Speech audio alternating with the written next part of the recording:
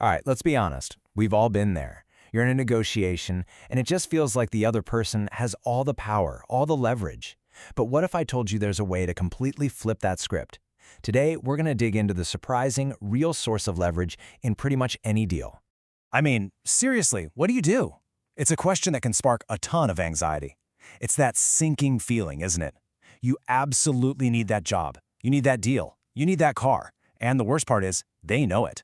So how on earth do you find any leverage when it feels like you've got absolutely none? Well, the answer, and this is the interesting part, lies in completely rethinking what power even means in a negotiation. Trust me, it's probably not what you think. You know, we usually think power is about having more money, a bigger title, or just being in a stronger position, having the big guns, right? And if you don't have all that stuff, well, you're just out of luck. But is that really how it works? And here's the twist. The real secret to leverage, it doesn't come from overpowering the other person at all. It actually comes from something much more personal, something that's 100% within your control. It's all about your alternative. So, this brings us to a really crucial concept. It's a simple little acronym, but believe me, it is the absolute key to unlocking all this power you didn't even realize you had. Okay, so it's called a BATNA. That stands for your best alternative to a negotiated agreement. Now, this isn't just any old alternative. It's your single best one. Think of it like this. It's your ultimate plan B.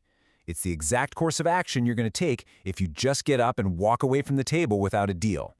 Okay, so to really see how this plays out in the real world, let's use a super classic example, a job interview. But we're going to look at it from two totally different angles. I mean, just look at the difference here. It's night and day. On the left, you've got no other offers. You're feeling anxious, you're dependent, and really, your main goal is just to get them to say yes. But look over on the right. With two other offers just waiting in your pocket, everything flips. Now you're confident, you're selective. You're not just asking for a job anymore, you're choosing one. And get this, the company is the same, the job is the same. The only thing that's different is your BATNA. And that right there just perfectly shows the shift. When you have a strong BATNA, it just elevates you. You're not just some hopeful person going through their process anymore. Nope, you are now the one in the driver's seat, and you're the one actively choosing the absolute best path forward for yourself.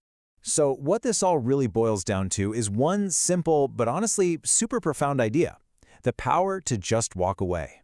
That is your ultimate source of strength in any negotiation. So here's the real kicker. The person with the actual power, it's not always the one with the fancier title or the deeper pockets. It's the person who is simply less desperate to make the deal happen. It's whoever can walk away the most easily. So why does this matter so much to you? Because it means your power isn't in their hands, it's in yours.